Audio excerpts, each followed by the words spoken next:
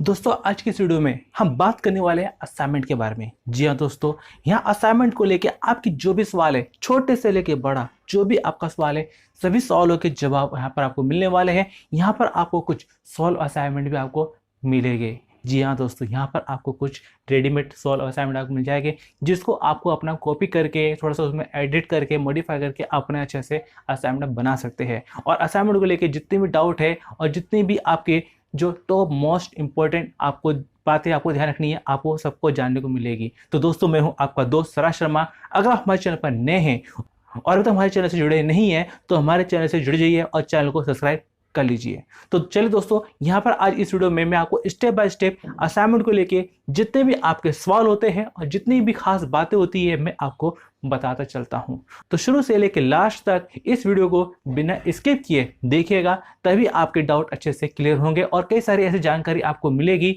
जो आपके फ्यूचर में काम आएगी। तो गारंटेड ये वीडियो आपके लिए बिल्कुल सही है।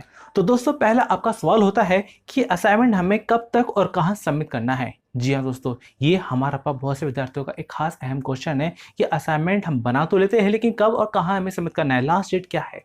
तो दोस्तों यहाँ देखा जाए क्या है कि हमारा यहाँ पर जो ये असाइनमेंट है 2021 से 22 वाला, जो कि हमारा उन विद्यार्थियों के लिए है जो अपने अप्रैल 2022 में एग्जाम देने वाले हैं और अक्टूबर 2022 में एग्जाम देने वाले हैं, तो ये असाइनमेंट उनके लिए है। यानी कि आपने देखा जाए जो असाइनमेंट हमारा पर 21 से 22 वाला है ये आपको बनाना है, आपको पिछले वाला नहीं बनाना, ये से आगे का जो भी आएगा आपको नहीं बनाना।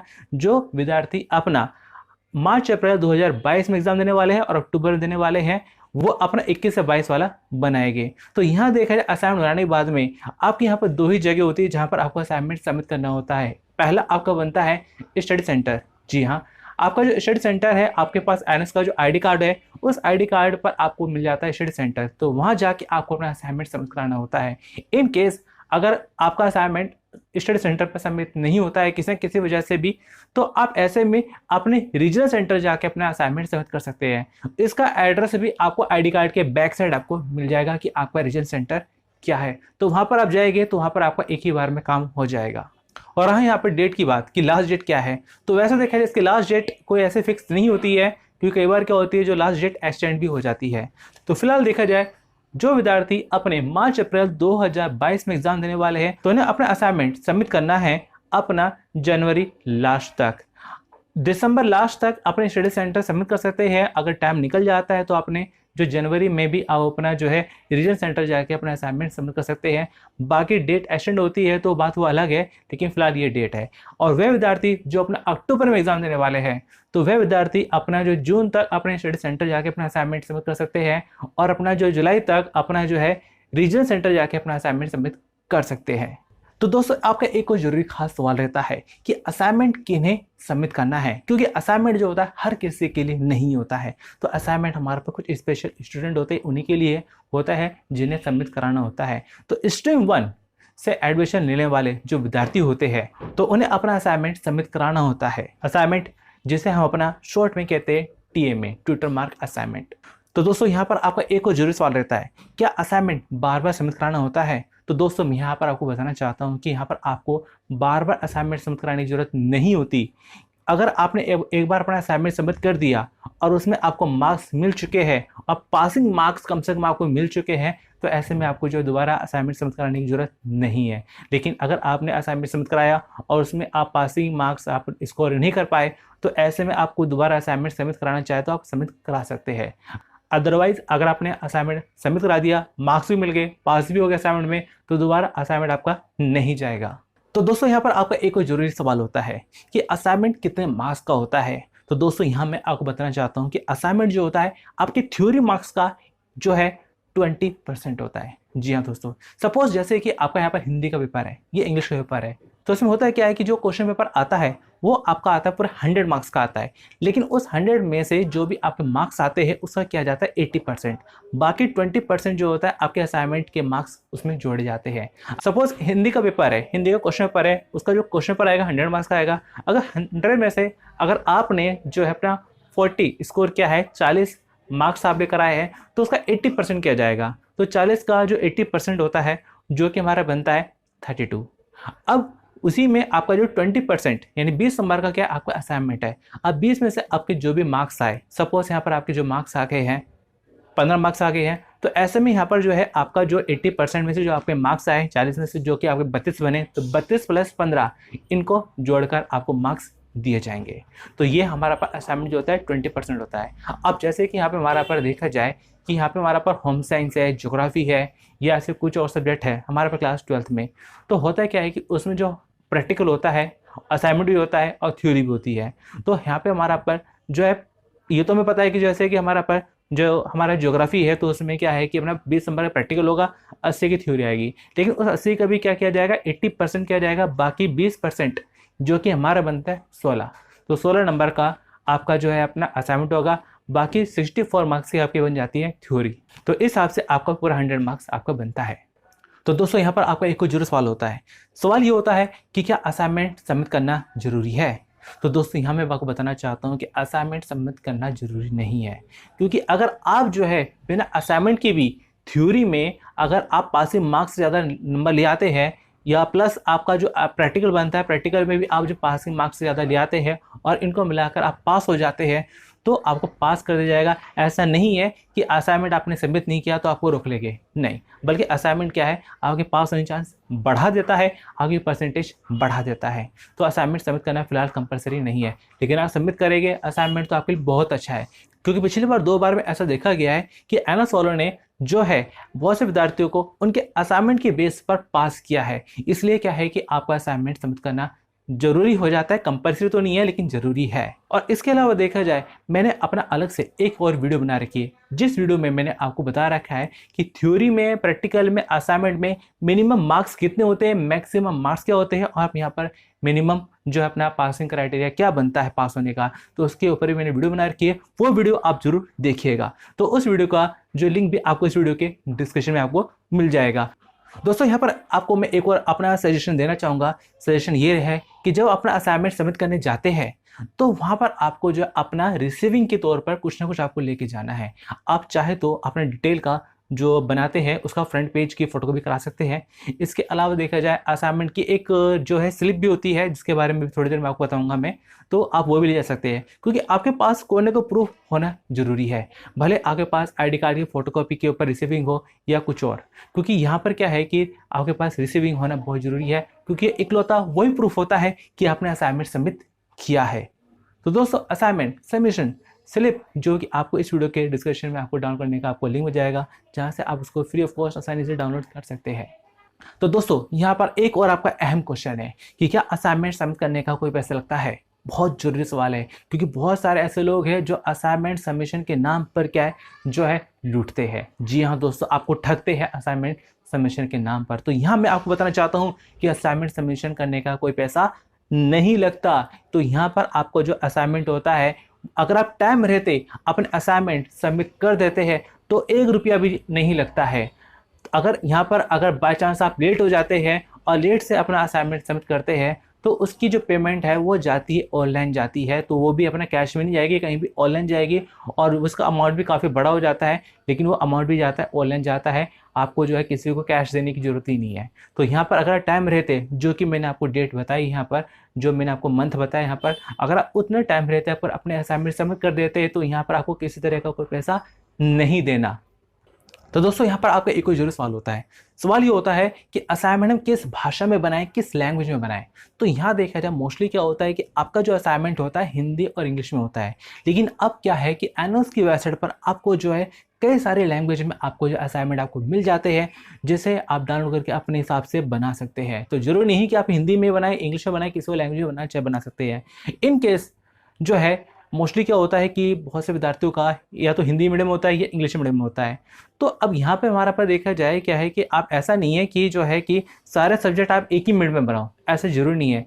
जो मीडियम आपको अच्छा लगे आप उस मीडियम में आप अपना एक असाइनमेंट आप बना सकते हैं। सपोज जैसे कि हिंदी इंग्लिश है तो वो तो लैंग्वेज है, ठीक है, लेकिन यहाँ पे मान चलो जैसे कि आपका यहाँ पर होम साइंस है, अगर यहाँ पे आपका हिंदी मीडियम है तो आप जो है कि होम साइंस आप असाइनमेंट हिंदी में बना सकते हैं, इंग्लिश में बना सकते हैं। अगर आपका यहाँ पर जो है पेंटिंग है, डाटा एंट्री है, तो आपकी मर्जी है कि आप हिंदी बनाइए, इंग्लिश बनाइए। तो आप एक असाइनमेंट एक लैंग्वेज में बना सकते हैं।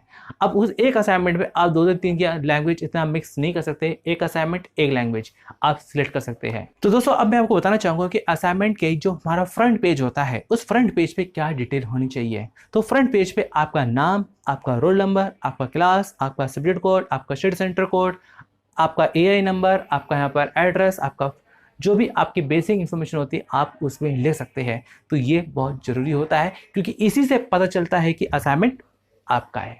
तो दोस्तों यहाँ पर आपको एक और भी बात बताना चाहूँगा कि यहाँ पर आपके जो होने वाले एग्ज़ाम हैं तो उनको लेके मैंने ऑलरेडी देखा जाए प्रैक्टिकल फाइल है, उसके ऊपर मैंने वीडियो बना रखी अलग से। इस वीडियो के डिस्क्रिप्शन में भी आपको जो है लिंक मिल जाएगा जहाँ से आप प्रैक्टिकल फाइल के बारे में जान सकते हैं, समझ सकते हैं और डाउनलोड कर सकते हैं फ्री ऑफ कॉस्ट। तो दोस्तों यहाँ पर मैं आपको जो अपनी तरफ से, हमारी तरफ से आपको जो है कुछ असाइनमेंट आपको देना चाहूँगा जो कि क्या आपके लिए बिल्कुल फ्री है, फ्री ऑफ कॉस्ट है। जी हाँ, तो यहाँ पे class 10th Hindi English, class 12th Hindi English, ये असाइनमेंट आपके लिए बिल्कुल फ्री है, फ्री ऑफ कॉस्ट, कोई पैसा नहीं। और इन असाइनमेंट को डाउनलोड करने का लिंक भी आपको इस वीडियो के डिस्क्रिप्शन में आपको मिल जाएगा। और यहाँ देखा जाए कि तो बाकी जो असाइनमेंट है उसके लिए आपको जो पे करना होगा, और पे करने के लिए आप दिए गए जो नंबर है और दिए गए बारकोड पर आप अपना जो है अपना पे कर सकते हैं। और यहाँ पर जो है अनुराग सर है, आप अनुराग सर से असाइनमेंट को लेके या एडमिशन को लेके या गाइड सैम्पल पर जो भी आपकी हेल्प होती है उसको लेके आप डायरेक्ट उनसे बात कर सकते हैं दिए गए नंबर पर। तो दिए गए नंबर पर आप डायरेक्ट उनसे बात करिए और असाइनमेंट को लेके जो भी है या जो भी आपकी प्रॉब्लम है उनको लेकर आप बात कर सकते हैं। तो दोस्तों यहाँ पर जो है कि असाइनमेंट है, असाइनमेंट क्या हमारा पीडीएफ फॉर्मेट में है और इसके लिए आपके फ़ोन में जो है यहाँ पर जो है हमारा पर जो है पीडीएफ व्यूअर होना जरूरी है, तभी आप उसको शो कर पाएंगे। इसलिए आप प्ले स्टोर से या अपना ऐप स्टोर से जो भी आपकी पीडीएफ व्यूअर ऐप बनती है आप उसको इंस्टॉल करें और उससे आप इजीली अपना उसको एक्सेस कर पाएंगे, उसको अपना इजीली आप व्यू कर पाएंगे कि यहाँ पर आपको जो असाइनमेंट आपको के हिसाब से आपको बनाना है, के हिसाब से करना है। तो आपने बना तो लिया, लेकिन अब सेट कैसे करें, अब सेट कैसे करें तो चलिए उसके बारे में फर्स्ट समझ लेते हैं। तो दोस्तों जैसे कि देखा रहे यहाँ पर ये आपका असाइनमेंट है जो आपने क्या है अपना हैंड रिटन आपने असाइनमेंट बनाया है। अगर यहाँ पे आपसे मैं देखा जाए तो हमारा यहाँ पर जो आपका बनाया हुआ जो असाइनमेंट है पूरा यहाँ पर हमारा पर ये काफ़ी अच्छी राइटिंग में बनाया हुआ असाइनमेंट है। तो ब्लैक पेन, ब्लू पेन, आप कैसे भी पेन इस्तेमाल कर सकते हैं यहाँ पर जो यहाँ पर, इसके अलावा दूसरा कोई आपको पेन इस्तेमाल नहीं करना है। तो काफ़ी अच्छी क्वालिटी में आपको यहाँ पर असाइनमेंट आपको बनाना है हिसाब से। तो पेजेस आप जो भी लेना चाहे ले सकते हैं, A4 साइड शीट, बहुत side line, single line side, अपना जैसे भी आप लेना चाहे आप ले सकते हैं, उसमें कोई प्रॉब्लम नहीं है।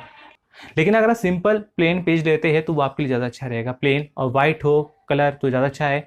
क्योंकि कलरफुल शीट लेने पर क्या होता है कई बार लिखा हुआ जो नज़र नहीं आता, कलर उसमें इतना डार्क होता है कि उसमें लिखा हुआ कई बार नज़र नहीं आता। तो सिंपली आप, मेरा सजेशन है कि आप जो है अपना प्लेन वाइट शीट ले लीजिए जो अपना सिंगल लाइन हो या बहुत लाइन हो वो आपके ऊपर है, आपने हिसाब से अपना बना लिया। अब आपको करना है क्या है, ये आपका हैंड असाइनमेंट, इसके ऊपर आपको लगाना है अपना डिटेल वाला पेज। जी हाँ, चलिए मैं आपको दिखाता हूँ।